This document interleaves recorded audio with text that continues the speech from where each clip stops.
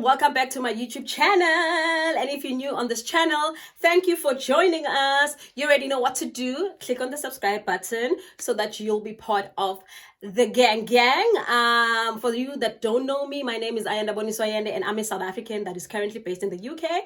And on my channel, I basically just share my experiences, my honest experiences about being a foreigner and about being a South African living abroad. So if this is the kind of content you want to see, please do click the subscribe button and the notification bell so you get notified whenever I drop a new video. So guys, as you would have seen, as you can see from the title, what we're about to discuss today, I've been wanting to do this video for such a long time because I was like, when I got to Ireland, so I was in Ireland 2019. So it was there for like a year and a half, and then I moved to the UK. It's been 10 months since I've been in the UK, and yay, the culture shocks that I've experienced. What is a culture shock for those of you that are asking? Basically, a culture shock just means that experiences or things that you shocked to see or experience outside of your home country, or things that you're not used to, and you are shocked at the different cultures that you're being exposed to, which in my case are things that I've experienced, being a South African that's currently living in the UK and that's also lived in Ireland. I was like, yeah, sana. Like the things I've seen, and even now, like it's become a norm. I've adjusted to most of the things, but when I first moved here, I was really shocked at some of the things. And yazi, anyway, darling, we're gonna go through it, and I'm gonna cover my top 20 culture shocks with you guys that I've experienced. And yeah, it's gonna be interesting, and let's get it started. So I wrote down so that I don't forget exactly. So I wrote down a list, and today we are featuring but this is not the normal one. No, this was made in Belgium. It's not the normal one. It's not the South African one. The next guy,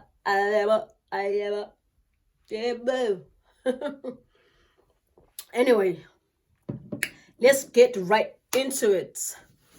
So, number one on my list, this is not like in any specific order. These are literally just my top 20 culture shocks that I've experienced in Ireland and in the UK. Some of the things are not going to be different because Ireland and the UK are like, I don't know, stepsisters, because they're literally next door to each other and they're both islands.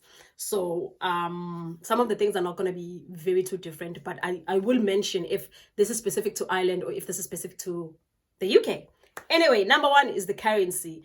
I mean, when I moved, obviously, from South Africa and I went to Ireland, I had to adjust to the euros. And then now I'm currently using the pound sterling.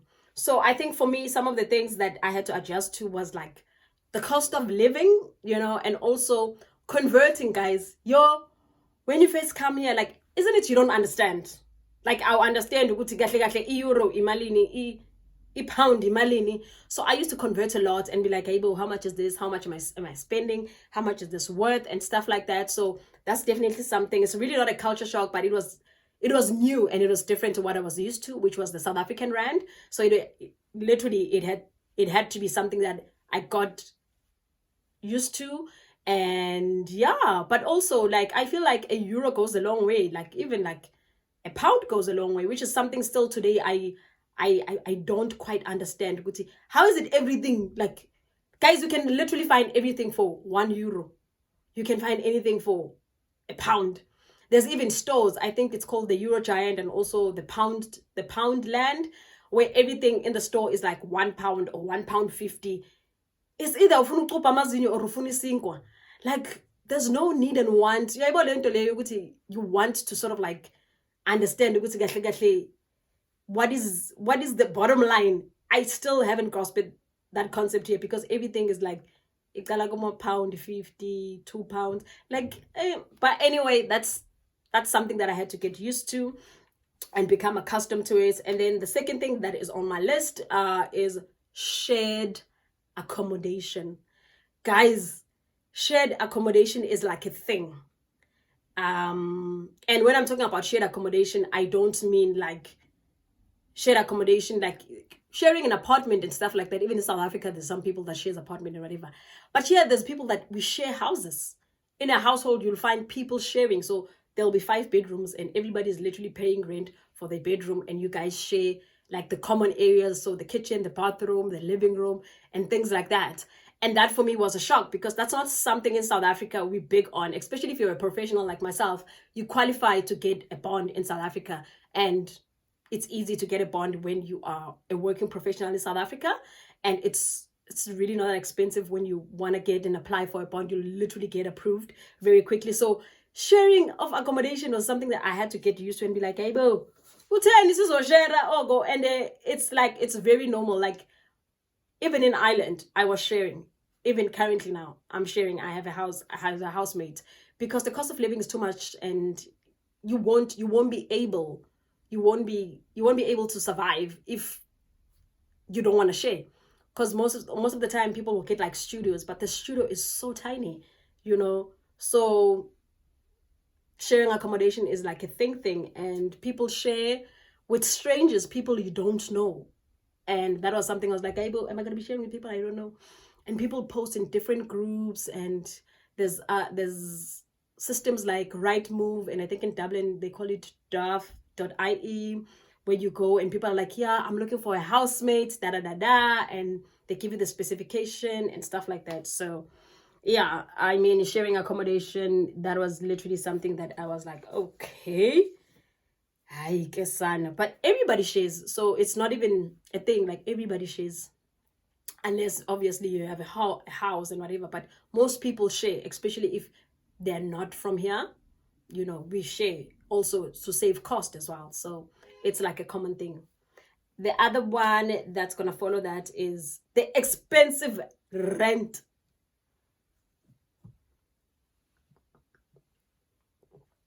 Guys, iya dura rent yala.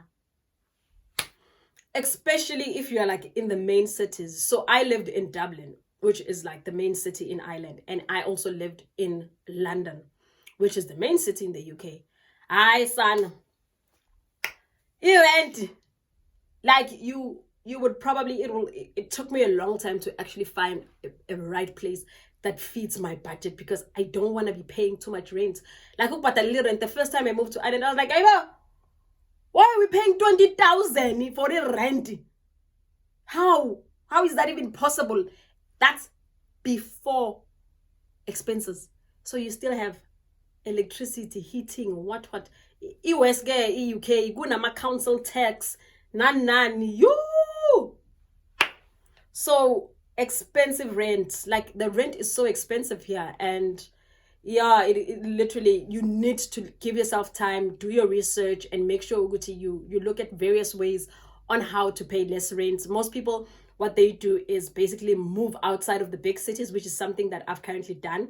I'm not currently in London. I'm based in Birmingham now, because yeah, London was just too expensive. I was like, Andy's son. And yeah, I mean, we were still on lockdown, so it made economical sense for me to actually move outside of London. But yeah, expensive rent is, yeah, it's too much. It's too much. And I was like, Aibo, South Africa, indlula i-bond, guys. Like, if you go to South Africa and you actually apply for a house bond, well, it depending on the area, but guys, even a nice house there by, what do you call, Sanwat, or all of those suburbs, 20,000. Yeah, rent is too much. And then the next thing on my list was obvious, the weather. Aye. The weather. So when people told me when I was coming to Ireland, they were like, it's cold here. Make sure you pack your coats, make sure you pack your winter stuff, because when I came to Ireland, I came in March, it was still winter. They're like, yeah, babes, pakisha lapho. I packed my coats. My boots. Yonke into nje.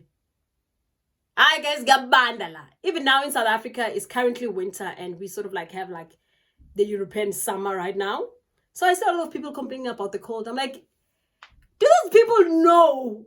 I feel like, honestly, since I've been in Ireland and both the UK, I feel like the winter here is nothing compared to what South African winter is. And another thing here is that the weather is so unpredictable. You can have 4 seasons in one day. It could rain, be sunny, get snow, be windy, be yonki in literally one day. And it was just something you need to sort of like get used to. So always have an umbrella with you. Always be ready for whatever, because the weather is unreliable. And the kuya banda, darling, kuya banda. And another thing also with the weather, because we don't get as much sunlight, like kuhlale kubanda guys la, or kuhlale kunetha half of the time, so you don't get as much sun. Guys, we are taking pills, I think it's vitamin D, we are taking pills for the sun because we don't get enough sun, which that for me was new. I was like, we need to take pills for the sun. Njani babes. So we had to do that because we don't get as much sun. Another thing is that the sun is such a special occasion. When the sun is out, guys, everything, your world lights up. When you see the sun, you're like, oh, the sun is out. Even in conversations, guys, it's become an icebreaker. Like, honestly, even at work, like, conversations start with, oh my God, how warm was the weather this weekend? Oh my God, did you see the weather? Oh, we had nice weather this weekend. Oh, the weather was lovely. And I was like, never in my life did I think that, Nalo, I'll be talking about the weather, because in South Africa, like, our weather is fine. Summer is summer and it's proper summer.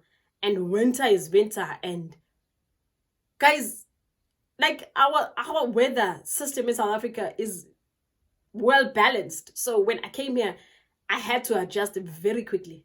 I had to get used to and be like, you must always be ready, always have an umbrella, always be prepared. It could rain, always have like a jacket or something. Yeah.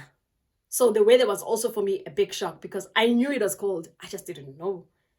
It got this cold, and it rained a lot. It rained a lot. And it's like, yazin. Yeah, shame. The weather, honestly speaking, was a shocker for me, but I got used to it now, and it is what it is. 2 minutes.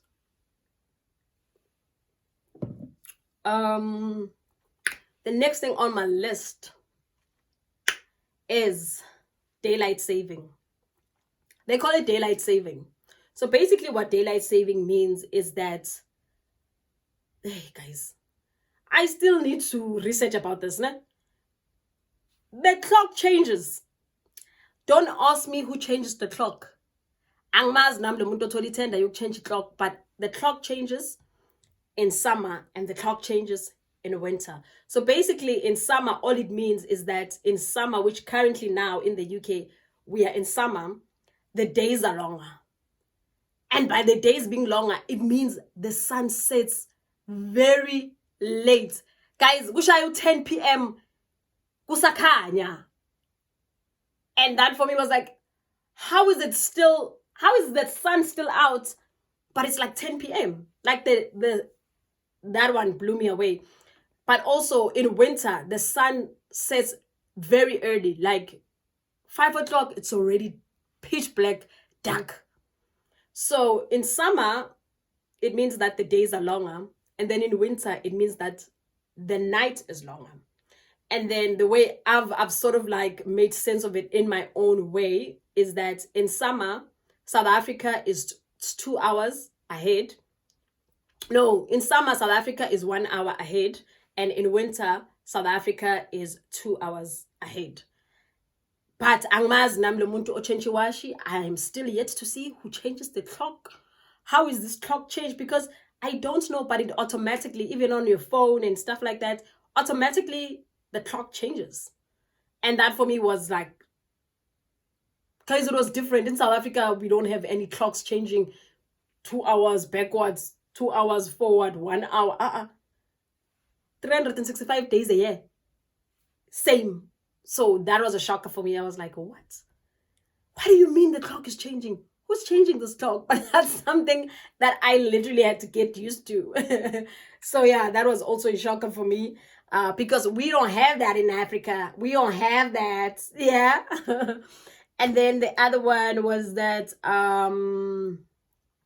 another thing about the daylight savings, that it messes with my sleeping pattern, because I can't go to sleep, yeah, when the sun is still out. So I sleep very late. And then when it's time to wake up, yo, Joe, like it messes with your sleeping pattern so much. And yeah, it's been 2 years. I still haven't adjusted. Anyways, the next one on my list is the academic year. This one also shocked me because, I mean, all my life as a South African, we know that the academic year starts in January. In most cases, it's not January, but universities would be like February, but it's the beginning of the year. Whereas here in Ireland and also in the UK, and I think most European countries, the academic year starts in September. Like universities, high schools, school starts in September, guys. And that for me was like, school starts in September. But it also makes sense, because if school starts in September and then they would end the academic year, I think, around May. And then June, July, which is like summer, then they go for like summer holidays. So I guess it works like that for them, which makes sense now. Because if in summer, can you imagine if they started the academic year in January, like us, then they wouldn't have a summer. And because they wouldn't have summer, they'll just see it, but they'll be still attending school. So they wouldn't have proper holidays like we have in South Africa, because we've got 4 terms in a year. And in between those terms, we've got holidays. So yes, term 1, term 2, term 3, term 4. And we've got like maybe 2 weeks holidays where kids get off time to be on holidays. So here, I think it happens in December, which is like normal for Christmas, and then it also happens in June and stuff like that. But yeah, that's something that shocked me as well. How is academic year starting in September? But anyway, we live and learn. The next thing that's on my list is my favorite one, the public transport, guys. Yo. Akuna 4 masihlasane la. Akuna muntu lokwathi 4 2 la. The public transport is so efficient. The public transport is safe. And the public transport is also fair, guys. Something that I've noticed is that if you're gonna tap, like, you know how back in South Africa for public transport, you are charged based on the distance. Here, literally, especially when you're using the bus or you're using the overground, the underground, you are just charged. It's a standard price, whether we are good or reduce. It's a standard price across. So yeah, the public transport is very efficient. Almost everybody uses public transport here, which is why most people that I know, including myself, you don't need a car here. Because underground, overground, tram, buses, everything is efficient, everything is on time. Mabati kune bus elizofika in 5 minutes, ibus lizofika. Mabati, the tram is arriving in the next 2 minutes, in the next 2 minutes, the tram will arrive. So it's very efficient, and I just love it. And also what I also like about it, I think this was in Ireland, they have like cards. So in Ireland they use lip cards. I think in the UK they use oyster cards. So in Ireland, I think that you also get, if you're like a student, so student also get like some sort of discount, student discount, and pensioners as well. They also get those discounts as well. So it's also good, it's efficient, it's on time, and it's reliable, and everybody uses public transport like here, like CEOs, the bosses, the managers, everybody uses transport because it's so reliable. Like, I don't even think I'm gonna be getting a car anytime soon, because I like being driven, child. So yeah, that was a culture shock for me, just seeing the efficiency of transport here and how easy it is to use public transport, how everything is always on time, and how safe it is. How safe it is, guys. It's also safe, you know. Uyazi kahle lapha eHillbrow usathu uphethe phone, people are grabbing your phones. Like, I haven't had any bad experiences so far here as opposed to like safety. Like, I used to be scared of the underground because there's like moments where you just missed a train and then it's like quiet and I'm standing there by myself. I'm like, oh, Jesus Christ, help me, Lord. When is the next train coming? Because it just gets quiet, and because I'm like, this would be, if someone came, where would I run to, you know? But it's so safe. Like, you just literally just, and everybody does their own thing. Get in and you get out and it's chilled. No frill, no fofo maslalsan, and nothing. So public transport, that one is a gold culture shock that I love and enjoy. And the next one on my list is basically exercise. You know, like both Ireland and the UK, like both of these countries, they're actually very health conscious, guys. They are very health conscious. You know, there's lanes for like cycling, there's lanes for walking. You know, everybody is like very health conscious. You know, they exercise a lot. Like in South Africa, like there's people who exercise, but it's not like a thing, you know. But here, I feel like, everybody does it, you know, and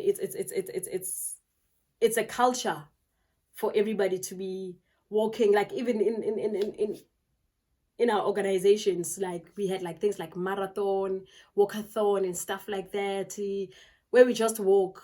And for me, I'm even like, I have like these daily walks that I take now, which is something I'll never do in South Africa, where I'm like, oh, I'm going for a walk. Walk for what? For who? But yeah, you're like, oh, I'm gonna take a walk. I'm gonna go take a walk in the park.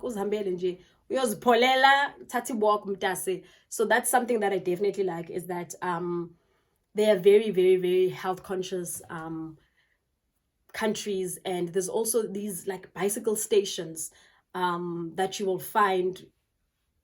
So they give people, you don't even have to actually buy a bike unless you want to, like a bicycle. But there's like bicycles that the city provides, and it helps people move around from point A to point B, which is something we don't have. So that for me was like, and you can just take a bike from point A to and drop it off to point B and stuff like that. And I was like, I have never. So I actually like that. It'd be good to see more people being more health conscious, you know, more people just, you know, taking their health and exercising more. So that was another culture shock, but it was a very good one that I actually liked, and I've adapted as well. The next thing on my list is self-service, guys. The amount of self-service is, for me, I was like, so in the petrol station, is it petrol station or filling station? In the petrol station in South Africa, we've got petrol attendants that help you change, you know, the water, and you know, sometimes they wipe your windscreen, they fill in your gas, we've got people that assist you to do that. Lana ke darling, uyazenzela, uka DIY la. You do it yourself. You get out of your car, you put your own petrol. And for me, even in Ireland, it's the same thing. I think I first saw it in Ireland. I was like, hey, bo, uyazithela petrol lana. Why is this there petrol? And then there's also so when you're in a grocery store, so Aldi and Tesco, and then there's literally like aisles where it's like self-service. So there's tellers, so you can go and wait for a teller, but there's like aisles where it's like self-service. Guys, you literally uyozibhatalela wena laphaya by yourself. I was like, yabona le system lengeke lilunge South Africa. Le uzibhatalele njani, babes? No ways. So yeah, and even like most of the restaurants like McDonald's and stuff like that, I think also in South Africa now we've come to that, like where you do your own order and you just go up to just pick up your order in the back. I think that's also, but I first saw it here, I was like, so you don't actually now go and order at the teller, you actually order everything yourself, you know, and then it just goes to the teller and they just call your number, your ticket number, and you fetch your order and you're out of there. So that for me was a culture shock to say, the amount of self-service and DIY that you have to do. It's things that you don't normally do in South Africa. Someone else does that for you. So that was like, okay, we live and learn. But yeah, the petrol station one, I think, was the one that stood out for me. I was like, see, has petrol. Because I mean, if you go to BP, you go to Shell, you go to any petrol station in South Africa, there's petrol attendants that does everything for you. Everything. You can tell them, please check my water, please check oil and stuff like that. They check everything for you. They put in your gas. And here, babes, you do it yourself. So yeah, that for me was like, which one is this one now? And then the next thing on my list is data cost. Data cost. What's data cost? Guys, data is so affordable. This side. And like sometimes you don't even need data because most, if not all, houses have Wi-Fi. There's even Wi-Fi in buses. There's Wi-Fi in trains. There's Wi-Fi in the restaurants. There's Wi-Fi in the stores. If you go to stores, there's Wi-Fi. You can literally, there's no way when you can't access the internet in Ireland or in the UK. Then there's something wrong with you. Like, internet is easily accessible, and I used to also like laugh at my friends, but I couldn't call you yesterday. I ran out of data. I was like, Sana, we don't have those problems here. Running out of data. So I was like, the data is so affordable. Like, even if you upload your own, like you buy like prepaid data from your service provider. So things like Vodafone, 3 and stuff like that. It's not even that expensive. I think for me, unlimited data, I used to top up for like 20 euros or like 20 pounds. And that is like roughly 200 to 300 in rands. Unlimited, guys. So you can stream, you can do anything you want. So you pay off that. But ever since that lockdown started and I've been working from home, I actually haven't been recharging ever since, because at home we have Wi-Fi. And the speed, the connectivity, number one. So those were like the things where I was like, Yazin, the data. I see it, I love it. So those are my first top 10 culture shocks that I have experienced in the UK, living in the UK and Ireland, where I was like, Aibo, 10 cents, that's all. Good, Danny. Why is it so different? We don't do that in Africa. We don't do that in my home country.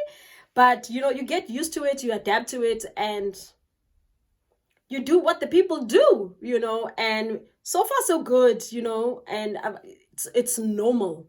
I'm used to it now. It's a way of life. But when I first moved here, those things were shocking to me because those are not things that we typically do in South Africa. So anyway, that concludes the first part of my culture shocks, both in the UK and Ireland. You know what to do. If you like this video, please like, share, and comment. And let's talk on the comment section. Let us know what are some of the culture shocks that you guys have experienced. And let's just share and educate each other about those different culture shocks. Anyway, guys, you know what to do. Click on the subscribe button if you already haven't. And also, click on the notification bell as well, so you get notified every time I drop a new video. Thank you for joining this video. See you next time.